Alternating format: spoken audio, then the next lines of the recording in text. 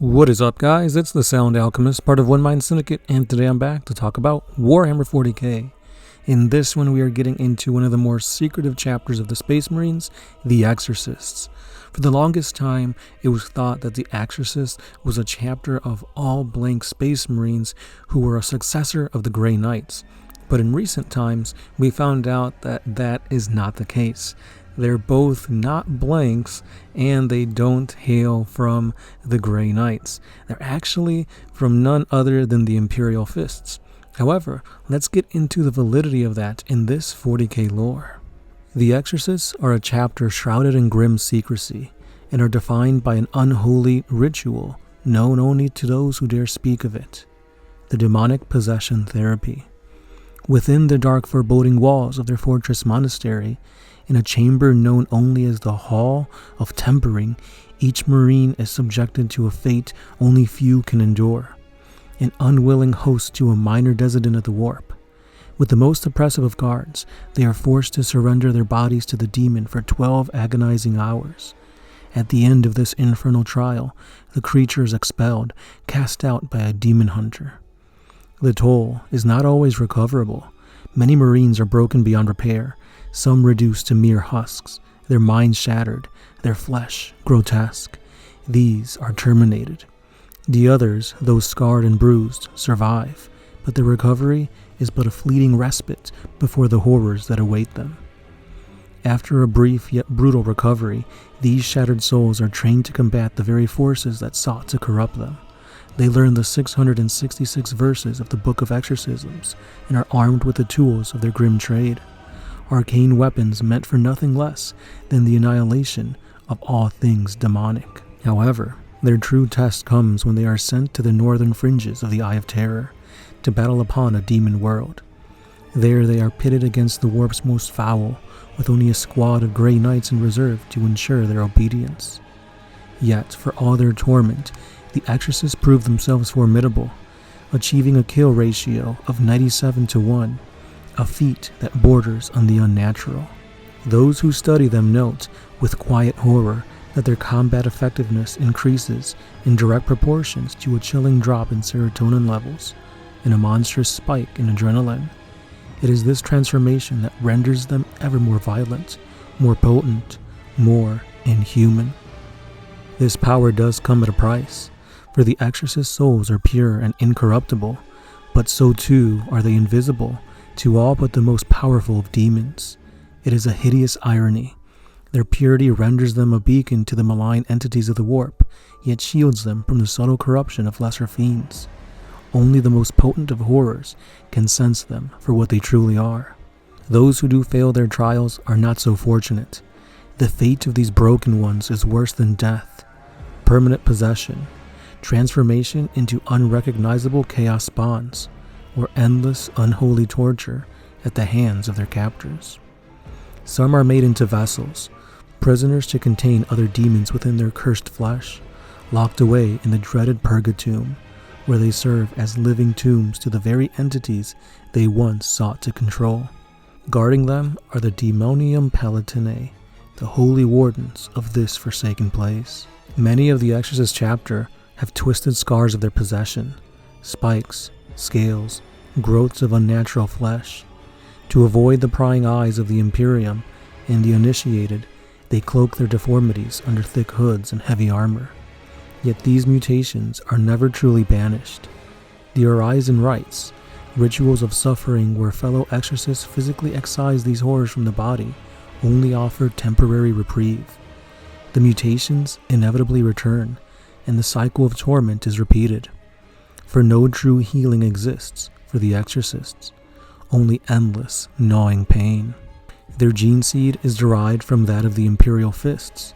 Their resilience to the demonic is inexplicable, an aberration that no other Sons of Dorn share. They bear no resemblance to the Imperial Fists, nor do they carry the legacy of their progenitor. The name of Rogel Dorn is a secret, one reserved only for those initiated into the First Company, where the truth of their lineage is whispered in hushed, reverent tones. Their bond to the Imperial Fists is but a shadow, a secret to which only the most trusted know. Though the Exorcists claim adherence to the Codex Astartes, Their methods are deeply unorthodox. Their chapter contains 12 companies, not 10, and 2 additional scout companies to ensure a constant influx of neophytes.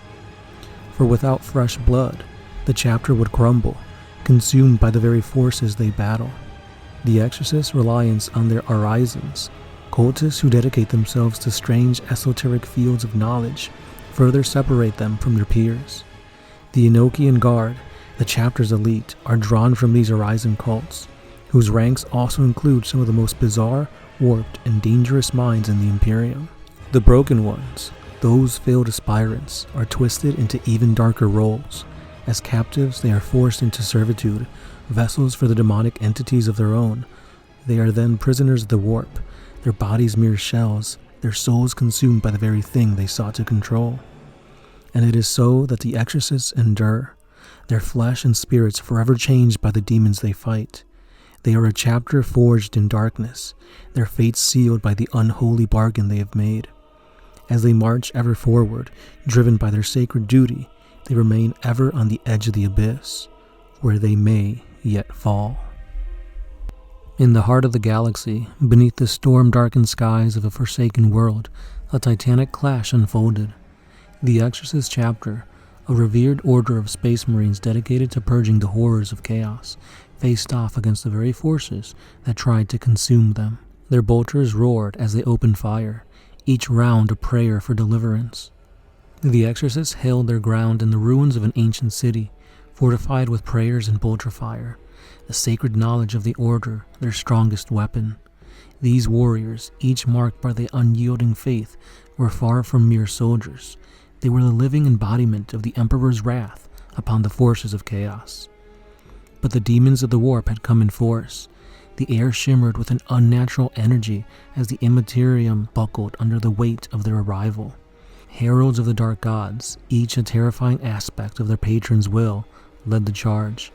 A great unclean one, oozing corruption. A keeper of secrets, slithering with an impossible grace. The battle was literally chaos incarnate. The Exorcists, resolute in their devotion, formed a solid wall of ceramite and faith, a bastion in the heart of the storm. They fought with disciplined precision, pushing back wave after wave of demonic assault. The chaplain led his warriors with a booming voice, incanting prayers that fortified their spirits even as they fought against the horrors of the warp. Bolter fire and plasma cannon blasts ripped through the monstrous forms of the demons. Each shot was a hymn of destruction, a death prayer for salvation. But the forces of chaos were relentless in their hatred. The greater demons laughed with the voices of 1,000 tortured souls as they ripped through Exorcist battle brothers, each swing of their weapons tearing through the indomitable space marines like paper. The Exorcists did not falter. Their chaplain's words rallied them on to fight, their power armor singing with holy energy as they called upon the Emperor's light. A massive dreadnought, a towering fusion of flesh and machine, thundered into the fray, its weapons screaming death onto the Demon King, its massive fists crushing the twisted forms of lesser demons, while the missile pod obliterated demons before they could close the distance. The chaplain, empowered with unshakable faith, clashed with the many demons around him, his weapons colliding with the fury of 1,000 battles. The demon's warp-infused blows shattered the ground beneath him, but the chaplain stood strong, knowing that failing now was to usher in death to his brothers. Finally, a desperate strike struck home. The chaplain's weapon dove deep into one of the demons. The greater demon screeched, its form unraveling as it was dragged back into the warp, banishing itself from the mortal realm. With this major blow to the demons, the Space Marines rallied and pushed on. Minutes became hours, and finally, the Exorcist chapter was victorious, but the cost tremendous. The field was littered with the dying and the dead. The battle had been won, but the war against the warp's endless horrors was far from over. The survivors began to tend to their wounded, for they knew one thing: as long as the demons were there, the Exorcists would never stop fighting. And with that being said, guys, that is the end of this 40 facts on the Exorcist chapter. So like I said, the Exorcists are a very interesting Space Marine chapter where they don't adhere to the Codex Astartes and they don't seem to be who they truly are on the outside. Now, even though they're not blanks, it seems that they don't hail from the Imperial Fists, and perhaps they are an offshoot, a successor to that of the Grey Knights. Seeing as how most of their battle brothers are indeed resistance to chaos, they even have demons possessing their body and are able to fight against the Desitans of the Warp, this really seems that they are a very powerful and a very needed chapter amongst the Imperium. Let me know if there are any other secret chapters out there that you want me to cover, and I'll give you a video on that as well. But for now, that's all I got for today. So as always, thank you for watching, liking, commenting, and sharing this video, and I'll be seeing you guys in the next one. This is the Sound Alchemist, part of One Mind Syndicate, and I'll catch you then. Peace.